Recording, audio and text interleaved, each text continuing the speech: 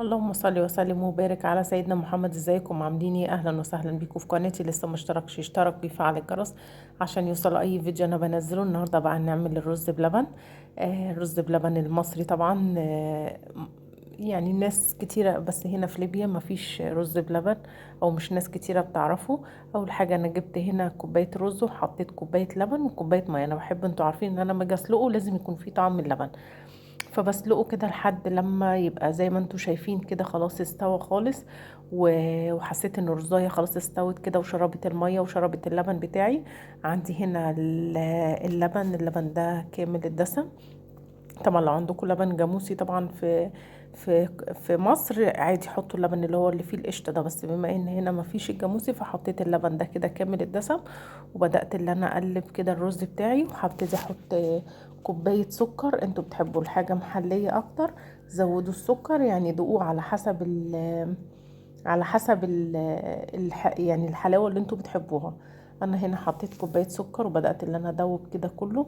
انا النهارده هعمله من غير نشا ومن غير اي حاجه تانية. انتوا حابين تحطوا معلقه نشا، النشا برضو بتربطه وبتمسكه شويه غير الرز اللي ما بيبقاش فيه نشا.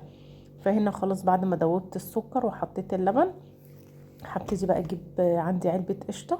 طبعا انا حسيت هنا اللي هو محتاج سكر تاني فحطيت له شويه. انتوا طبعا عندكم القشطه البلدي اللي هي بتاعه اللبن حطوها بيبقى حلو جدا. حابين تجيبوا كيس كريم جانتي هاتوا، لكن انا هنا عندي اللي هي القشطه المعلبه دي. فجبت علبه كده وبدات اللي انا احطها برضو، وفضلت اللي انا اهي بصوا انا بوريها لكم اهي القشطه اللي هي المعلبه دي. فتحتها وحطيتها. هبتدي ان انا افضل بقى اقلب فيه لحظه عشان هو مفهوش نشا، فلازم تصبروا عليه شويه. انا الرز في الاول غسلته غسله واحده بس، وما يعني ما غسلتوش كتير عشان زي ما قلت لكم انا محتاجه النشا بتاع الرز هو اللي ينزل.